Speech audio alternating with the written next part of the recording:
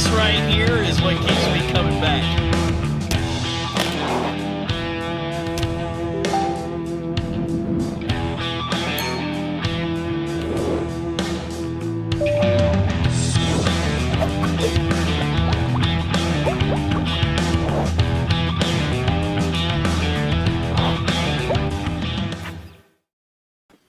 All right, what is going on, everybody? Welcome back to another Serious Angler podcast, episode number 156. What's going on, Andy? Oh, not a whole lot. Just hanging out in the basement today. Hopefully my service isn't too bad, so we'll see how it goes. Have an iPad. we gotta get a studio so that there's no Andy electronic issues. It fits my persona. Something's always fair enough. Right. Tinkering with tackle over there, I see. Got a little. We'll just make a go be a star of the show. How's that sound? Oh man, I like that. I like see that. If, Chad knows what that is. Well, we'll see. Where for those who do not know, obviously, if you read the title, you click play on the episode, you know who we're having on today, Mr. Chad Pipkens, Bassmaster Elite Series Pro, and obviously, for those who are paying attention, today for us, but obviously yesterday, when this episode is posted, it would be yesterday that the Elites have announced their schedule for 2021. So we're going to talk about that as well. Some juicy stuff we're going to talk about. So I'm actually super excited about Pickwick. I've been waiting to see another Elite Series tournament go there. So that one I can't wait to watch live. 100%. That's going to be pretty sweet. Yeah, but we're going to get Chad on here in a second and get into that with him. But how's your week been? You putting the boat away? Yeah, I'm going to put it away Saturday, I think. It's getting down to the mid-20s at night, and I keep it outside all summer, so I think it's time to take the batteries out and haul it to the in-laws. Oh, man. Put it in a beautiful pole barn until hopefully, like, end of February, beginning of March, I can get it home and get fishing. Hope so. Well, the sad day, but fingers crossed for a quick cold winter and then a quick warm-up so I can get bass fishing. Heck yeah, we got some cool stuff we're going to talk about after this.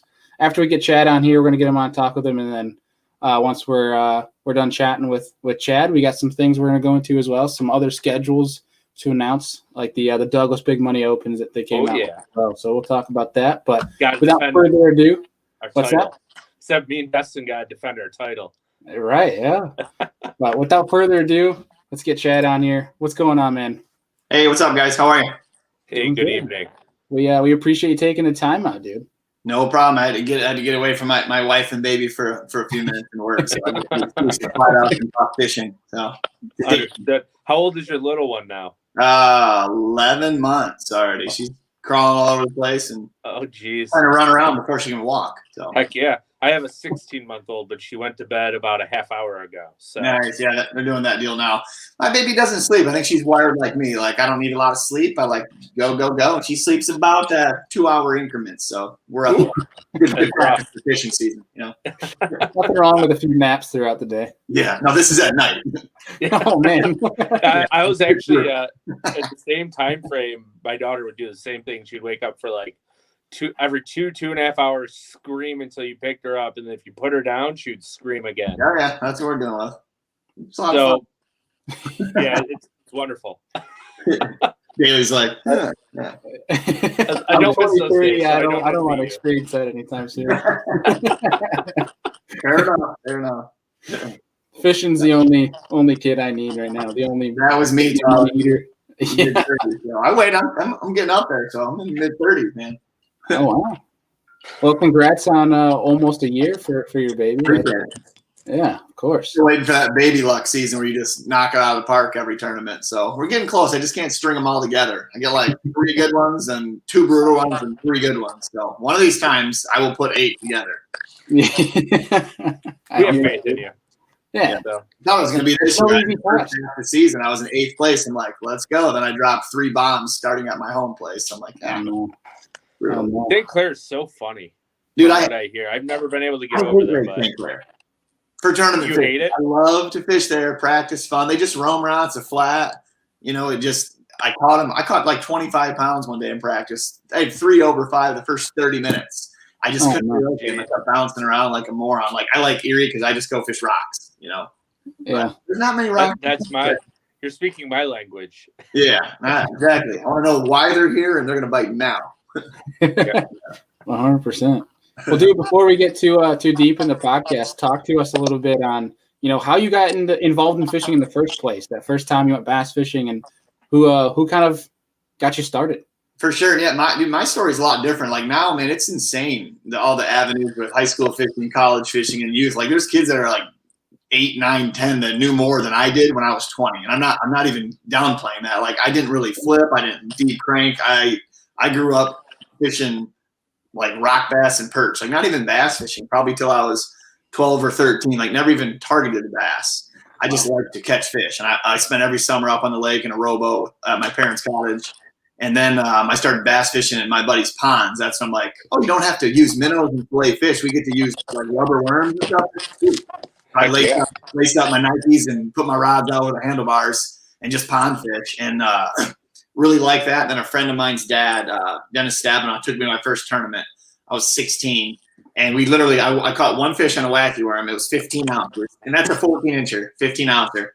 And that was the first tournament I ever fished with him. And then from there, I took off fishing. Like team events was big, like club tournaments. And they still are. And it's just a lot of fun. I really miss those. That's one thing I miss the most, like fishing professionally. I don't get to fish team events. And you miss that, the friendship, the camaraderie, like driving with someone else somewhere. And then just bouncing ideas off each other and having somebody to pick their brain in the tournaments. And so I did those, and then it kind of slowed down. So I grew up playing sports too. So while I was in college, like, dude, I didn't fish but for 3 months a year. I mean, I was working hard. I played hockey in school, worked a bunch, and they didn't have college fishing or any of that stuff. So I would just fish in the summers while I worked. And it was the year, like, I knew I wanted to do it. I just got my education first. And I did BFLs like I was 20. I did those 1 year as a non-boater. I got one of my Angler of the Year trophies there. That was pretty cool. I learned a bunch, man. I had never drop shotted ever in my life until I fished the BFL my first year out. I want to say I had to be like 19, probably 19. Never threw a drop shot ever. And a guy showed me how to tie one on Lake Erie, and that's literally the only place I've ever won a tournament. And it was on a dang crankbait out there, but it's still – you can't learn everything by yourself. You gotta fish with other people. Yeah. And a lot of what I'm best at now, I literally learned in the back of the boat my first year as a BFL co-angler. And then you fast forward that when I finished school, I fished the FLW Tour. There was one open that came to Detroit River, and I got some money together. I'm like, I want to do this, and I had the worst event ever because I had a guy that was fishing for largemouth, and we just got smoked. Meanwhile, through a mutual friend, like the stuff I knew, I had a buddy that fished out there. And he almost won the tournament. He finished third, won like $50,000. And I just was sitting there with my tail between my legs. But that's how I developed my friendship with this guy. And then the next year, man, he's like, you want to come fish with me? If you want to do this seriously, travel with me. And that Shad Skank was kind of like my mentor fisherman from Indiana. I would drive to his house. He would help me with expenses and stuff. And I would practice with him. We would share ideas. I had a freaking blast. That's awesome. It was in him and Wesley Strader. I still can't understand what that guy says when he talks. The three of us, man, we had so much fun. We stayed in Wesley's camper sometimes, and it was the best learning experience. I did that for 4 years full time.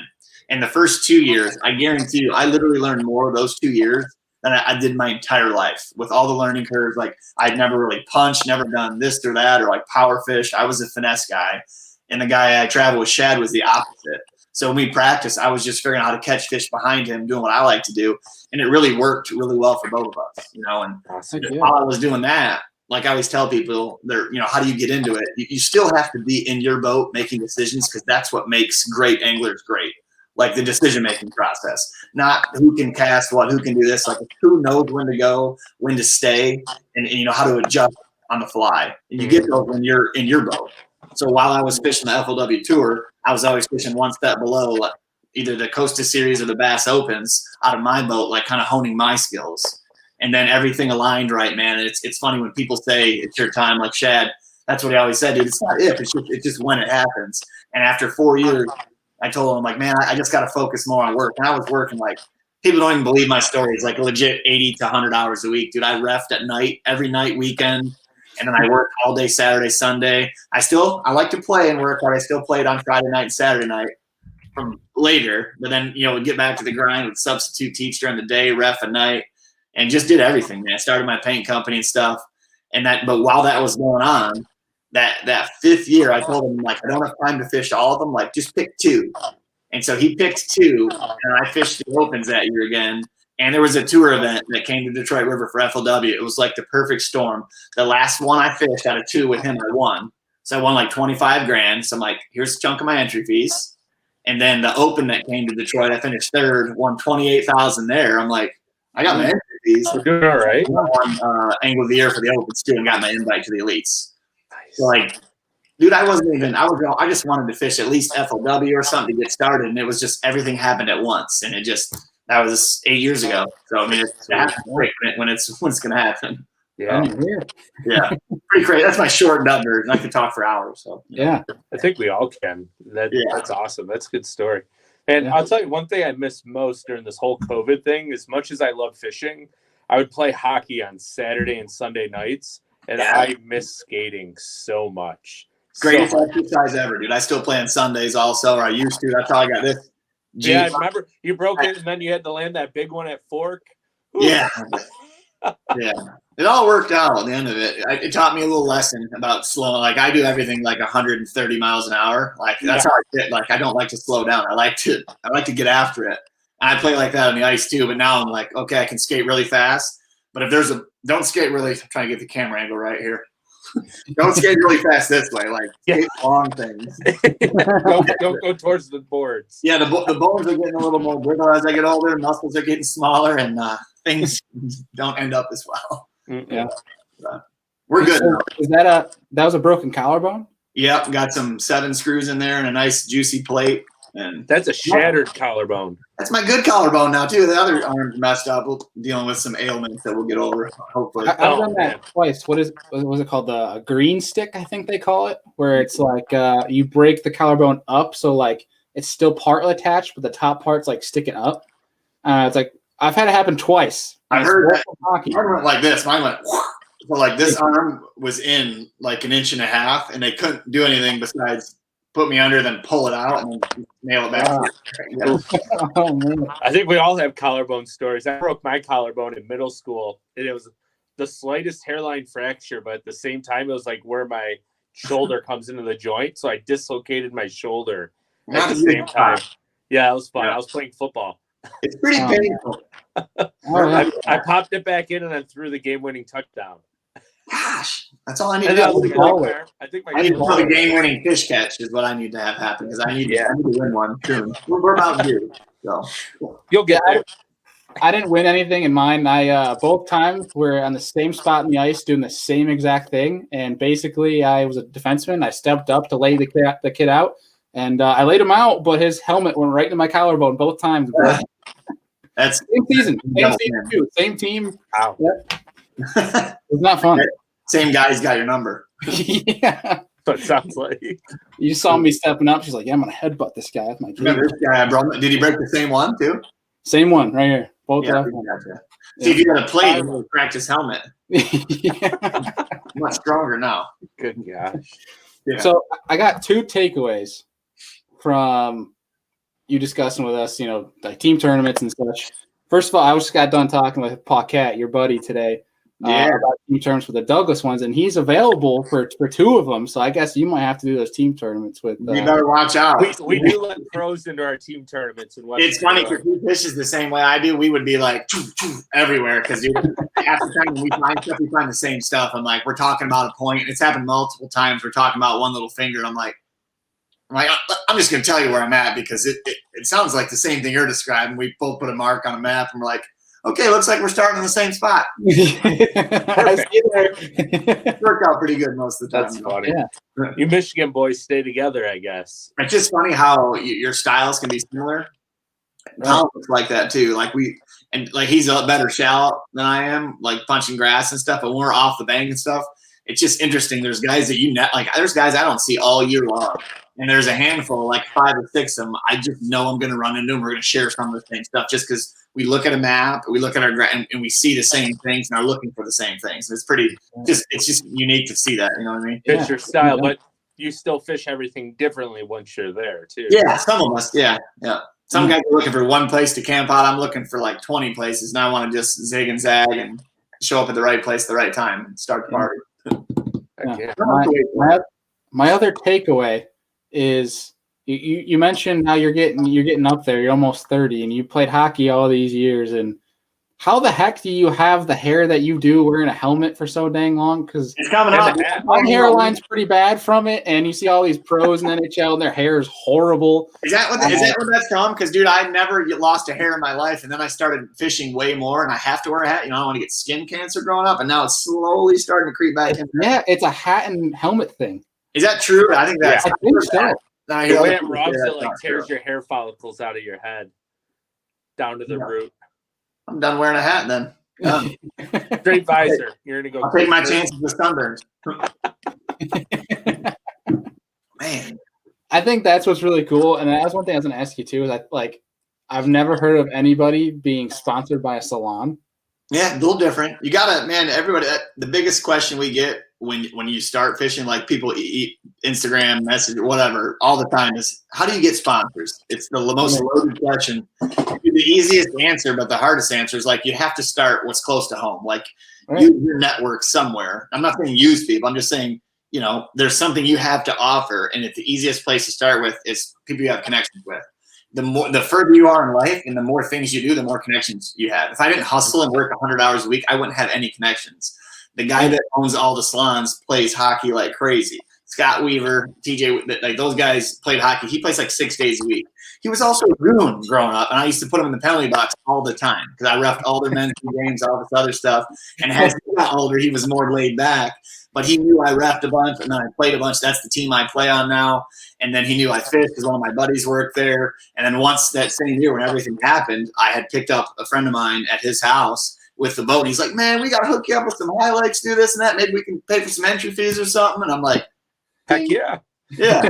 And then that year everything happened, and we hooked up in the fall that year, and he's like, I can find a way to make this work. And so he helped me out, and then we do some fundraisers for juvenile diabetes. We do some stuff for Stephen B. Coleman. There's a golf outing. We've done a fish-a-thon for the Alliance for Great Lakes. Like, there's a way that you can get involved with companies where they can use you, where they can benefit, you can benefit, and cool charities can still benefit too. If you're not using anybody, nobody's using you. It's a deal where it really works for everybody, and I've had fun doing it. I've met some cool people, and we have fun with it too. So that's pretty sweet.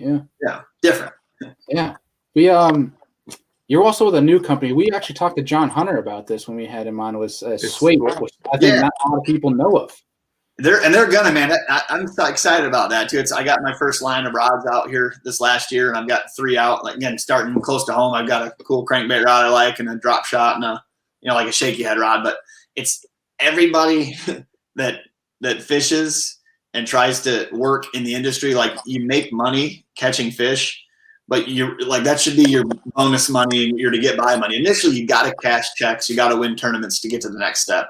But once you get to that upper level, like, you literally, I don't want to say you don't make money fishing, because there's a handful of guys. It's a very, very select few that make enough every year to offset what you spend. The bottom line is you have to make money with sponsor dollars. So you've got to have those connections. And for me, I just like to meet people. Like, some people don't like to talk as much, or whatever your niche is. If you hunt, like, get around those people and surround yourself with people you want to be around, and just things just kind of happen. And the more you talk and the more connections you have, and fortunate for me, I like to talk and run my mouth and stuff and meet people. But I met those guys just, having a drink at ICAST 2 or 3 years ago. I didn't know them. They didn't know me. We were both talking with Brandon, and they wanted to meet Brandon, and we hit it off, and I met them there. I met the people from Tacticam, was from a contact that I had years ago. Same thing with bed gear. That these are just, you don't burn bridges in life. Like, it's crazy how often you meet somebody 5 years ago, then they and especially in the fishing industry, they come back into your life. And that's literally half the deals I have are people I used to know, or people that I just randomly met. You know what I mean? Just trying to treat everybody how you want to be treated. It's just a stupid thing, but I mean, the first impression is the best impression. Yeah, simple, right? Yeah, that's pretty sweet. So with you're coming out with a line, you mentioned, like a crankbait rod, drop shot rod. So that being said, like, what's your niche? Like, what's your skill set? Like, if somebody knows you for one thing in fishing, like what would you want them to know you for when it comes to your fishing skills? Like what are you best at? Yeah, and for me, growing up, like we were talking about, fishing offshore structure and rock piles, like I'm really good at small isolated places. Like every tournament I've won or done well in or top 10 in, I'm pretty much off the bank. Like my worst fear is flipping a single line of bushes. I can't stand flipping a bush line down the bank just because I don't have the confidence. I want to put it in the middle of the bush and go to the next one. And I don't want to sit there and work every angle. That's just not my style. I'm not wired to slow down, so I don't want to do it. I just don't do it anymore. So my thing is I like to be super specific with the stuff that's just off the bank, whether it be a little rock pile, a little brush pile, anything like that. Like those are what I'm looking for, those little areas. I don't need to be in 40, 50 feet, or I say that, but I mean, just that deeper thing is like the next thing right now. So like everybody's out there graphing. Everybody's so good with mapping electronics. I feel like that 20 to 30 foot zone gets pounded. I really like that shallower deal, that 5 to 12 foot where the boat is, because people aren't up there looking and you can't graph the fish. You've got to see them on that, like the side scan. You got to know the cast, and I can line up with the 360 imaging. And that's my niche. And whether I'm doing it with a crankbait or like a shake it or a drop shot, I mean, it's usually a combination of the two. And I feel like that's what I'm best at. That's what I want most of my money on. And I will win one someday soon, hopefully, with one of that, whether it be a large enough place like the James River. I've had a few top tens, or a place, in New York where we're fishing rock piles or grass clumps. But my win is going to come using that dang 360 imaging and picking apart those pieces. Because that's my favorite. Yeah. And you guys are getting into the Elite Series schedule, like we had mentioned in the introduction. I mean, aren't you guys heading to Fork in April? Right? April? Yeah, I think it is I think we were there before when I had never seen it before, and that was in May. I think it was the first week of May, I believe. Yeah. And so we're like the last week of April, so it'll probably be similar. Maybe the fish, it really depends on the weather if they're fire long or not, but there'll be a bunch of them up shallow, and there'll probably be some on shad spawn and stuff too. So I'm just excited about that place because there's not a lot of places in the country where you literally don't know if you're going to catch a 10 to 12 pounder your next cast. And it's a pretty exciting feeling when you set the hook and like, it's a stump, and then the stump starts. That doesn't happen everywhere. Yeah, and maybe I'll catch them on some of the same places I caught them the first year, but I know a lot more. That tournament specifically, I was going to fish shallow. I mean, the last day I caught the two places I ended up catching them. I caught a few fish out deep, like one bite here and a couple bites there. But the last day of practice, I got up shallow and I shook off like a 7, a 10, like 30, 35 pounds of fish. I mean, it like giants. It was stupid. And I started shallow on there, and at 10 o'clock, I didn't have a fish on the first day of the tournament. And I'm like, well, I better just go try over here, these couple deep places, and go to the first one and catch a 4.5, and go to the other one and catch a bunch of them, and come back and catch like a 6, a 7. I mean, that's the fishing. You don't know what's going to happen when. It was crazy for me, that little lightning storm that came, and literally all the big females that were up were gone. And it worked out. The thing I was missing was that shad spawn deal. And on day 4, I caught an 8-pounder on a place, and the lights started going off like the other places. You're like, yeah, I probably should have hit this one quick. Should have hit that one. Like that time of year fits my style, and I'm excited to get over there again. That'd be fun. Just avoid all the tree stumps. Dude, they're everywhere, dude. I'm scared, dude. We don't have a service crew usually, which is, it can be nerve-wracking. Our engines are rock solid, but I keep a lower unit in my truck. Yeah. But still, like, I pucker up a little bit extra. Even when I'm idling, you're just bouncing over stuff. And I see guys run by. I'm like, dude, I just marked 2 stumps that were like that, They're running right between the middle of them. Yeah, to each their own. I'm trying to think what podcast I was listening to. I want to say it was either BTL or Bass U. And he was saying, like, if when you're running around I think it was Bass U with Felix. It might have been. Don't quote me, but they were saying like run it. Yeah, exactly. If you don't see it, then it's probably rotted out, and you'll run through it. And it's something like that. I don't think it was Felix that said that, but he met a guy, and that's what he said or something. A lot of them did. And that's fine if you're like talking about timber tips that are like this. When you're talking about ends that have weathered off and they're 2 to 3 feet around, I ripped my trolling motor off the boat, and I was at Sandy Cooper. I knew what was going on. I'm like, got a buzz bait, got to cover water. And you start going quick, like looking at your cast, and I wasn't looking down. I looked down, I'm like, dude, there was a 3-foot stump and it just snapped. Like everything broke. I could barely get off the stump and had to go back to the weigh-in, 15 miles. I had to take my boat out, put the trolling motor, swap the base, and get back out. And I started fishing at like 9:30. You're like, oh, yeah, good times. Let's talk about losing 2 hours. Yeah, I'll just take my time to like part of practice. I'm going Monday to where the Ray Roberts. Mm-hmm. You're not going there to fish a bunch. I'm going there to learn how to get around. Been playing around on Google and stuff, and when the water is down and marking places that I know no stumps are, like setting some trails. And then that way, when I get there, I know there's a half mile, quarter mile sections that I know I can run because the water is 8 feet lower than full pool, and there's nothing on these stretches. And knowing how to get in and out of places, like if you spend your time doing stuff like that, like you can at least be safer and run in the high percentage areas, I guess, and not run across the stump flat. Yeah, I didn't even think about save that. You 5 to 10 minutes of derby too. That's 10 more minutes of casting time or 20 minutes of casting time. So and in practice, it'll literally save you hours. Like there's places you can run, but then I always pick, like I'm a lower end kind of guy of these reservoirs because there's less timber and stuff. But then I always pick one arm that's a little different just in case it's going on like one big finger. That way I can kind of keep that honest and get in the timber and stuff. But, if it's a 3 mile creek, man, it's a long time idling back in there. But if you've got every little section you can run, I mean, it saves you literally hours. Yeah, that's really smart. One thing we don't get up here in New York is that, the crazy water fluctuation, right? And these, looking at, is it full pool? Is it not? And then, but like specifically going there when it's lower, when it's real low, so that you can get a better idea of, what you might be running over back when it is full pool. That's really smart. I never even thought about it. Yeah, and we're not it's not a terribly low now. It only fluctuates a few feet. But it'll be full pool when we're there in March. But the main thing is you can look at the water levels on, Google, whatever lake you're going to, the water levels, and you can find a year that, where the water dips 5 feet, and you can scroll your Google chart over to that year, and then you can see that year too. It's pretty neat. Yeah. Oh, yeah. Dude, I just figured out how to lay waypoints on it literally just now. I mean, you can't stop learning. And if you're done learning, you're gonna not do any good fishing. And I literally just learned some stuff about that last week, how to like plot some points and actually get them on my graph and not just have an idea, but you got to keep constantly evolving. I learned that about a month ago, maybe a month and a half ago, watching the Edwin Evers video. Yeah. I think I was watching different, but I did see that one. yeah. Exposed. But you got to put it in time.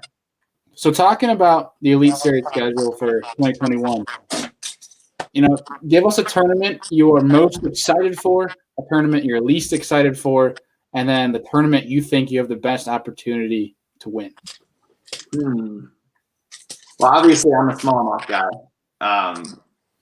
and I love St. Lawrence. That's my least favorite time to go there post-spawn because they scatter a lot. Mm-hmm. That being said, the week before at Champlain, when those largemouth scatter and they're post-spawn, that's probably my favorite time to be at Champlain.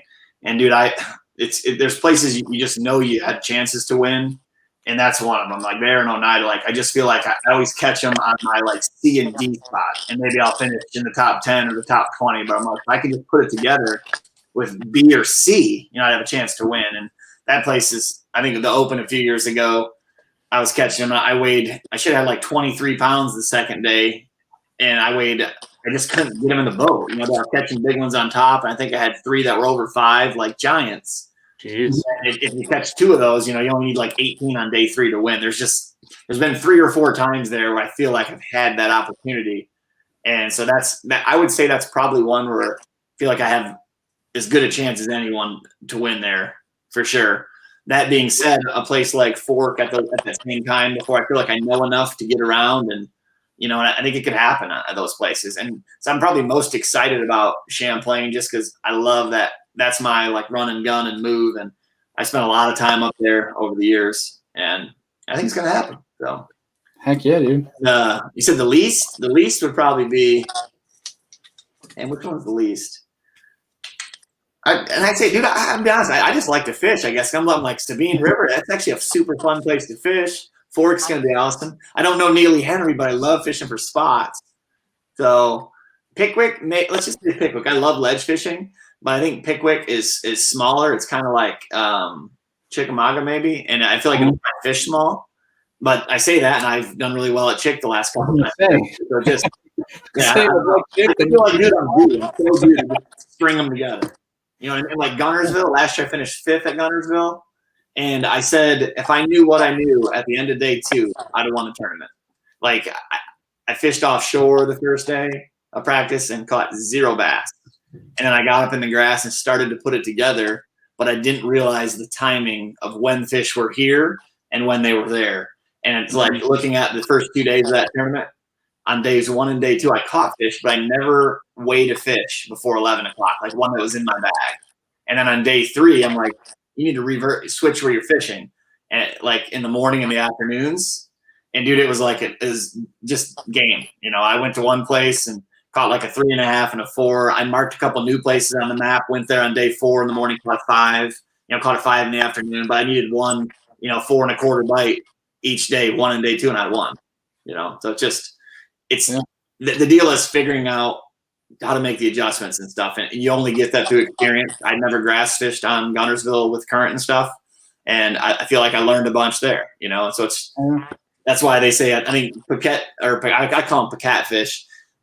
Dude, he says you're in your prime at fishing. I think it's like 43 or 45. I don't know where this guy gets his numbers from, but he is a numbers machine. And I think it is 43 to 45. And it makes sense because you pick up all these useless little tidbits. And if you can store them, I don't know how they get stored. I can't remember people's names. Sometimes they literally tell me and I forget. I can tell you like every bass I've ever caught in the last like 15 years. I'll go somewhere like, oh yeah, 10 years ago I caught one off this blade of grass. And like you pick up on that and you actually see stuff and your brain clicks. And it's crazy how often like it gets you to the next bite. You know what I mean? Yep. Yeah. No doubt. Yeah. So I feel like I'm just gonna try to win them all, I guess. I don't know. Yeah, why I not? haven't won one yet, but might as well try to win them all. Yeah. One of the craziest things in fishing that I always thought when I'd fish as a co-angler with like some of the old timers around here, and back in the day they didn't have GPS or sonar units, and they'd pull up and they would line their nose up on like a house on shore on a grass bed, and they're like, I'm gonna catch a fish in 3 feet to the right here, and sure enough they would catch one. It's like, you don't even have sonar on your boat. Like, how deep are we? It doesn't matter. I've caught him here. It's like, yeah. And we're so reliant on technology today. It's crazy to like even fathom. Yeah, you see that difference though. The guys that aren't like welcoming that, I mean, it makes a difference. I mean, hats off to the guys that could catch them like that. And if you had to do that, you know, that's what you had to do. But now it's just everything is so good. And if you're not learning the new stuff, I mean, you're seeing it happen. You're seeing the sport evolve. You're watching guys that used to catch them, like you're watching people be left behind. There's only 85, so next year there's gonna be 95, 100 of us, and then every year, I mean, you can cycle out 10 guys. That's what happened before the big transition year last year. But you saw how good everybody was, and it's starting to happen again, where people are starting to funnel back over. And if everybody good comes out, well, somebody's got to go out. So it's like if you're not able to do everything and do it well, you're going to be left out. You know? Yeah. I think you know that electronics are making the impact that they are when John Cox on a podcast last night said that he's using Pinoptics on his boat. So I think that the guy is out of a aluminum boat that doesn't have grass. He says that, man. I've seen him offshore way more than I've seen him onshore. Now I'm looking at him. He's like out in the middle of the lake. I'm like, this guy's just good at everything. He's lying. He's always catching off today. He is a fish catching machine. No doubt. Crazy. Well, Andy, you got anything left for Chad here before we hit him with one of our last questions? Oh no, man! Like this is awesome. So yeah, I mean, so have you fished buffalo much on Lake Erie, or mostly like Sandusky? I never have, and I'd like to because it fishes deeper too, which I like. I like the depths. I've never really fished, never east of Sandusky. Spent quite a bit of time around Peely and the wagon wheel stuff, but not further east. And I've never fished Sandusky, but I love buffalo. Like if you ever have like a day or two, fish buffalo. It's completely different than down there. Really? Oolong's more a fish.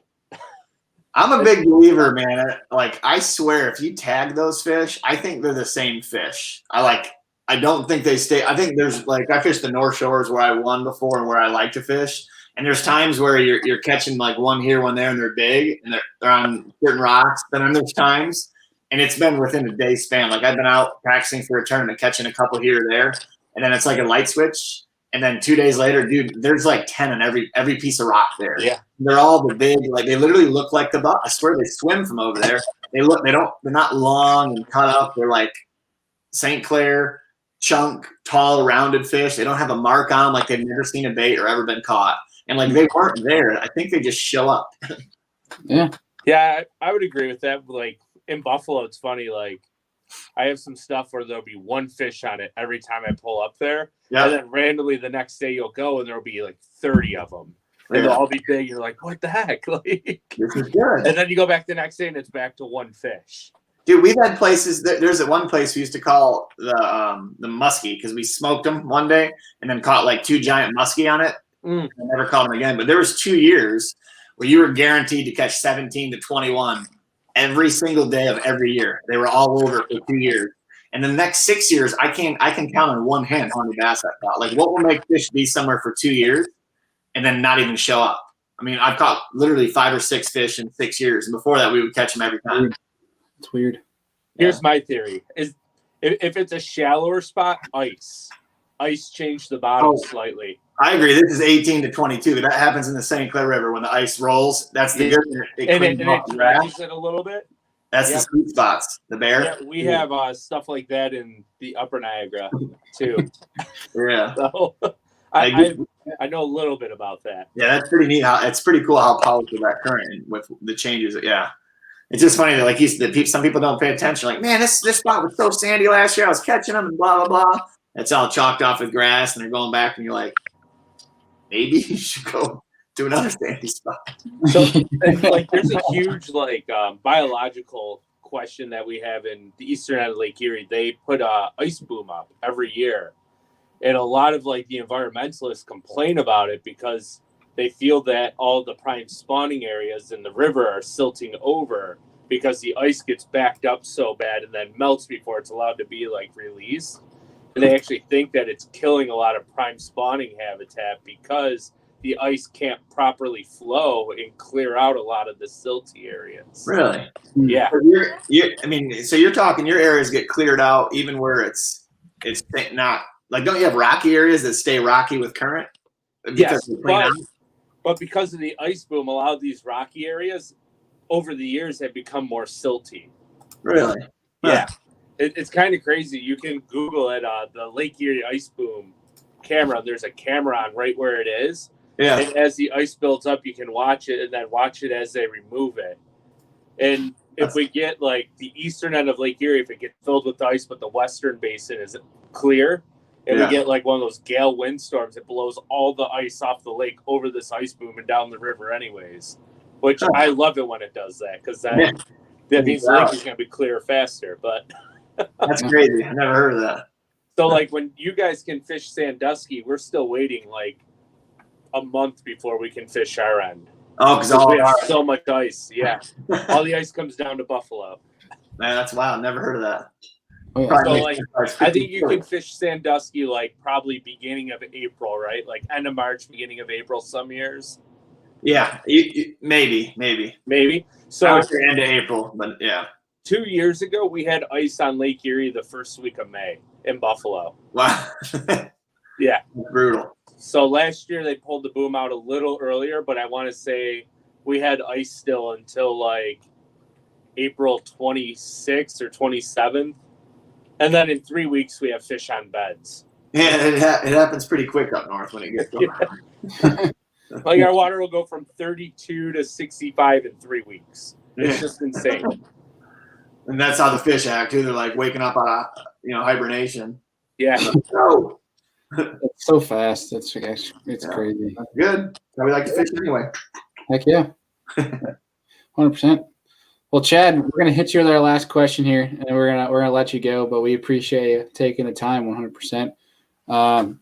But our last question for you here is: if you could sit down, have a beer, have a steak with any 3 individuals, they don't have to be the fishing industry. They don't even have to be alive current day. They could be alive 400-600 years ago. Plug in. About to die. Yep. There we go. We're good. All good? Okay. Yeah. Clear. Yeah. So if you were to invite 3 different individuals, sit down, have a beer, have a steak, pick their brain, who would you invite? Man. It doesn't have to be fishing industry. It could be professional athletes. It could be like childhood heroes. You should have told me this earlier, so I got it prepped. There's no prepping allowed. No, okay, here's one. Your tongue. Yep. Here's one. Because it used to be the funniest guy, Chris Farley. They can be one of the funniest guys ever. I mean, he had a little bit of a drug problem when but I mean, dude, that guy is just. I loved everything he ever did on that. I can only imagine sitting down and eating dinner with him. That would be absolutely hysterical. Yeah, so, that would be one. And then what would be the other one? I love Chris Farley. I had him saying that. I love Chris Farley. I'm a huge Chris Farley fan. That's pretty pathetic. That's the only one I can come up with, Chris Farley. You think I'd have a lot of. What about somebody from hockey? How about that? Oh, maybe Stevie Y growing up. That's just, man, he was, just awesome part of the Red Wings. And hopefully, him coming back around will make us not suck again. But yeah, that'd be pretty cool. And then one guy I didn't know he would have been, but he was at it was McCarty. He does a comedy tour.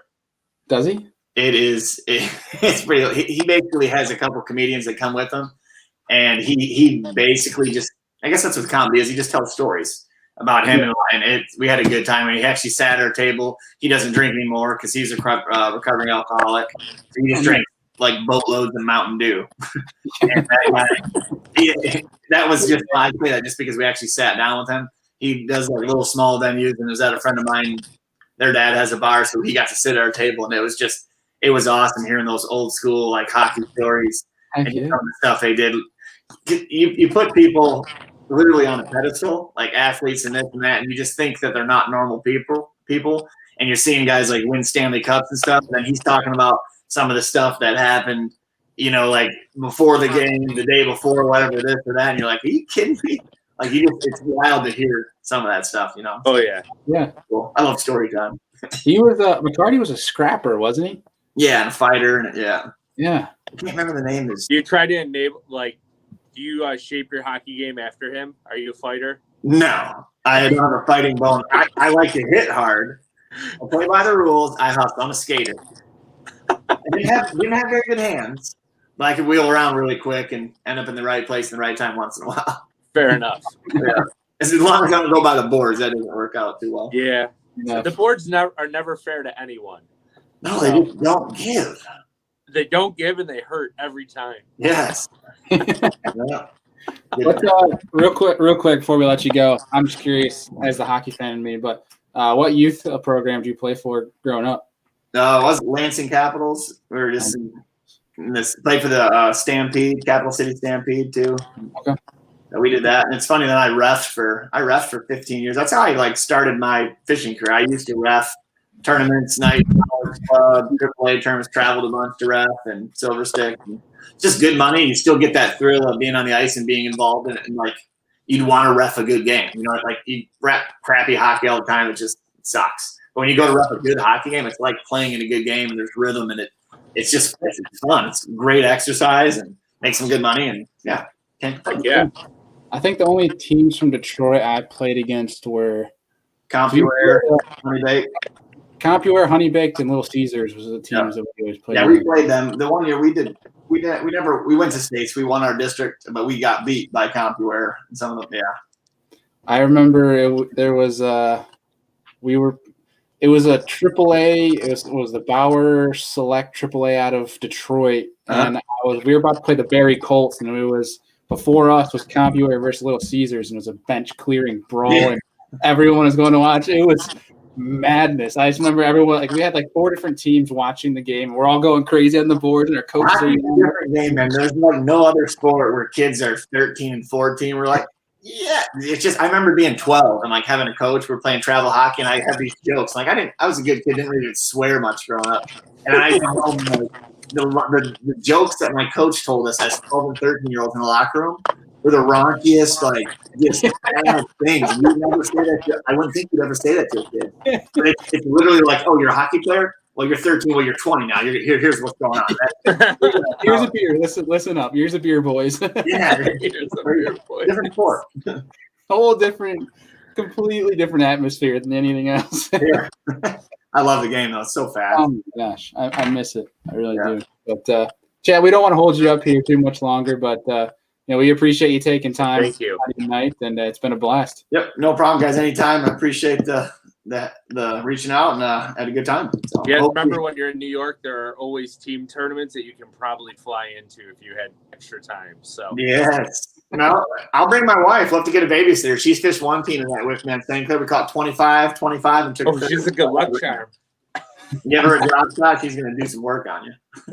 Yeah. Every time my wife goes out with me, she always catches the biggest 2 or 3 every time on a drop shot. They know who's up on the other end of that. I'm like, what are you doing? She's like, I'm just sitting here, and all of a sudden my line swam off. Yeah, that's slow. I'm like, she's like, and it's always, oh, I think I got one. Yeah, I think you do Or too. I'm snagged is my favorite one. You grab the rod, and you're like, no, there's a fish. Just reel it in. Yeah, that's how the big ones fight. They're snags. Yeah, that's awesome. Yeah. All right, Chad. Well, have a good night, dude, and good luck this upcoming season. We'll be in touch, and take care, man. Thanks, guys. I appreciate it. Safe travels. See ya. Good dude. Heck yeah. I love having some of these anglers on here that all have the hockey history, because I love taking that tidbit to talk hockey. It's freaking awesome. I love hockey. I didn't grow up playing hockey. I grew up wrestling. So I actually didn't get into hockey until, I think like 3 or 4 years after I graduated high school. And a bunch of guys I worked with played like club hockey, travel hockey, etc. They're like, you should get pads and come play puck. I'm like, all right. And I remember like my first time on skates, so let's go back 8 years. Yeah. So in Lockport, they'd always have outdoor rinks. So I could skate. I knew how to skate. I had very good center of gravity. I had rollerblades growing up, so I could skate just fine. And I'm actually a pretty quick skater, believe it or not, for how fat I am. So I'm actually a pretty good skater. I can shift, I can turn, I can pivot, stop both ways, left and right.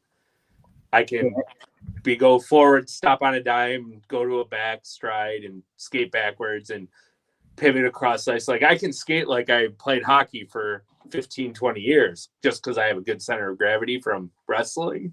But I remember the first time I got on skates and these kids just skate circles around me. And I'm like, I'm dying. I was like, I got to lay off the beer. And then progressively over time, I got much better. And I was supposed to play in a not travel league, but a house league this year. And we had the sickest jerseys, and then it got canceled because of COVID. And I'm still mildly depressed because I still don't have my jersey. I got to figure out where that is. Did I ever send you a picture of it?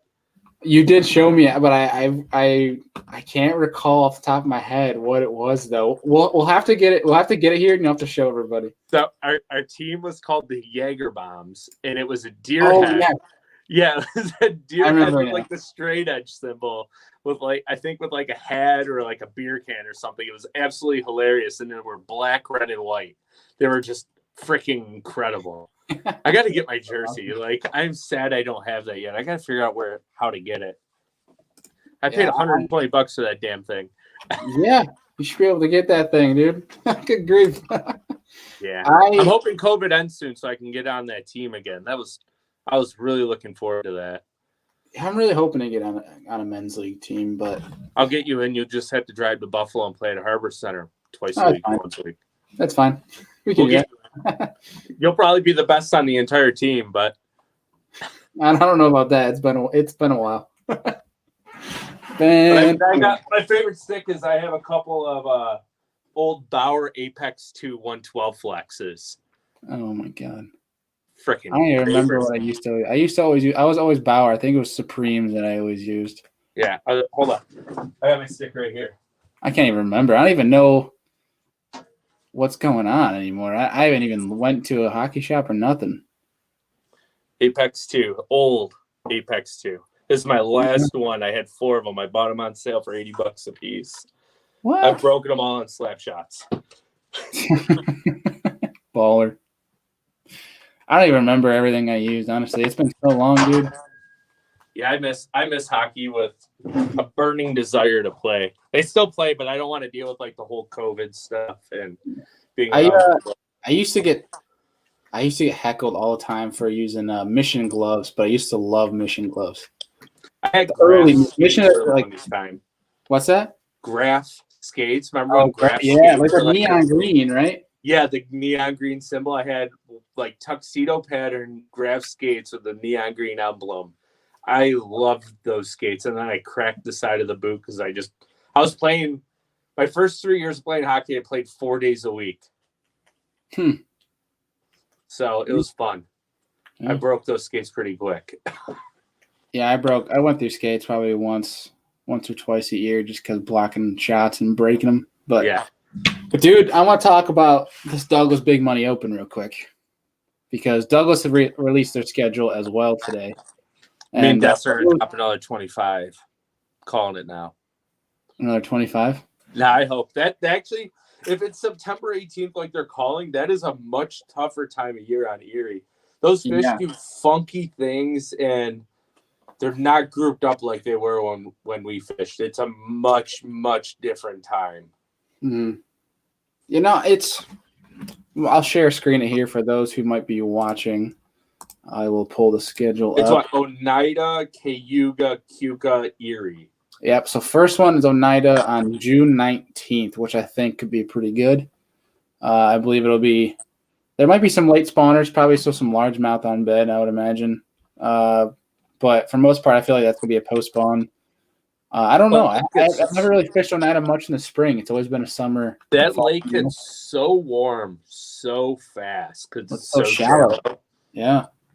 It's like a honey oil on roids with how that lake kind of sets up. But Cayuga, I keep saying Cayuga. I don't know who got me started saying Cayuga, but I started saying Cayuga over Cayuga, even though it's Cayuga. I don't know.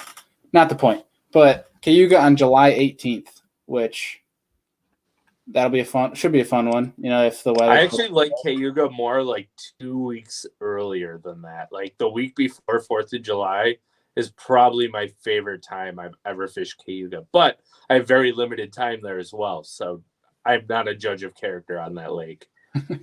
It'll be a topwater flipping, moving baits.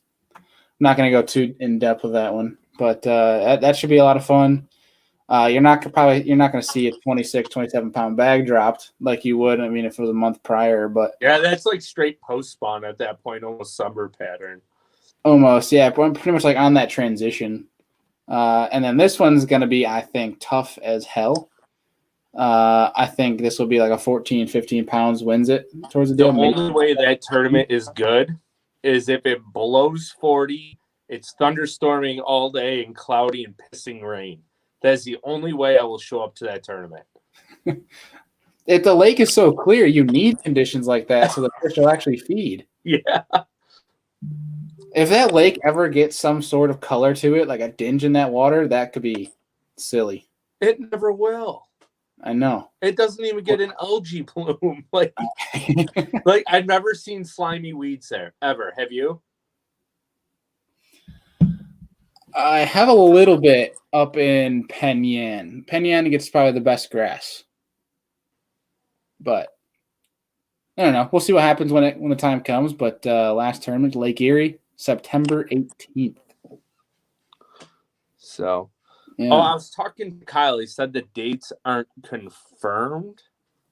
Are they just tentative then? I think so. Well, they probably should put TBD on that if they're not. Not my choice. Not my call. Yeah, not our call. Not our call, but we'll see. Yeah. As you know, me and Destin are already fishing the Lake Erie one on September 18th. We have to. You're already registered, right? Not yet, but we're going to be fishing that. We have to defend our title. Yeah, of course. Obviously. But that's a pretty decent schedule. So if you're in the Northeast, or you might even be a couple states away, and you want to hop in that one. Big payday, hop in and have some fun. I know. Yeah, we'll see how the open schedule shapes out, as well as BFLs or Toyotas. If they're up that way, you might see some more guys hopping those. But One thing as well I wanted to bring up here is we have the Fed schedule, which we are both doing. And that is the plan, barring any like bad news or life-changing events. I'm fishing the Fed as a boater. Yeah, I would be doing the same, but as a co-angler. And first one is on June 13th at Lake Champlain, which should be a fun one for everybody. That's probably one of the best. I mean, beyond a Great Lake or a St. Lawrence River, I feel like that's probably one of the best lakes in New York to be a co-angler. Oh, yeah. I've never been to Champlain, and I'm wildly looking forward to it. I'm hoping I can get a week off of work because I'm going to go up there and practice my butt off. I will tell you which campground to stay away from. Yeah, I'm not going to that one. In the rock piles in the middle of the road. Yeah, I'm going to I'm probably actually going to get an Airbnb and get a house and rent a house. Way to go, honestly. That is the way to go. But the next one's August 15th, St. Lawrence River. I believe that's the same time of year we were there this past summer. Yeah, it's exactly same time. Yeah. And then October 3rd on Lake Erie, which is your wheelhouse. I love early October on Lake Erie because it can be so tough. Really? So tough. It's that weird transition time where they go from summer pattern to fall. And do you think they're chasing? What? You think they're chasing them? They can be, but they just do really, really weird things in October. And I've spent a lot of time out there the first week of October in the past practicing for other bigger derbies. So I have a pretty good sense of what those fish are doing, but I can't really get into that just because I don't want to ruin my game plan. But I honestly, I feel like that's a tournament I could not practice for and still catch 20 pounds based on what I know for that time of year. Yeah, no doubt. I think that one's going to be a good one, dude. Obviously, I'm pulling for you. Let me tell you, I had one practice day for the one bigger tournament I fished that time of year. It was right around October 5th.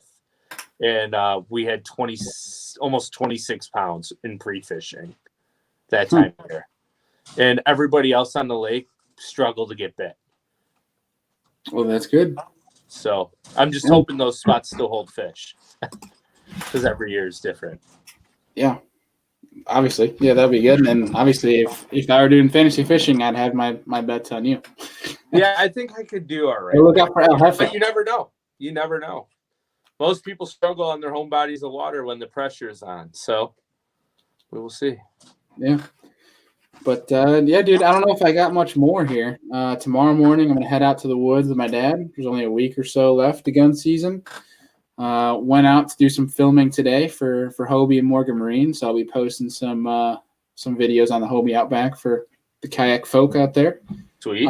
Hopefully, we can get some fishing in. Maybe El Jefe, we can hop on his boat and get on Lake Erie once more for this year, maybe. Yeah, I was hoping to go out Saturday, but the lake turned to mud today because we had 40-mile-an-hour southwest winds. So no, I think I'm just putting the boat away, and then maybe next weekend. Yeah, maybe we need like 6 or 7 days of 15-mile-an-hour or less winds. Yeah, which is hard to come by. Or if it does blow below like 40 out of the east or north, so it doesn't mess up our lake too much. Yeah. Yeah.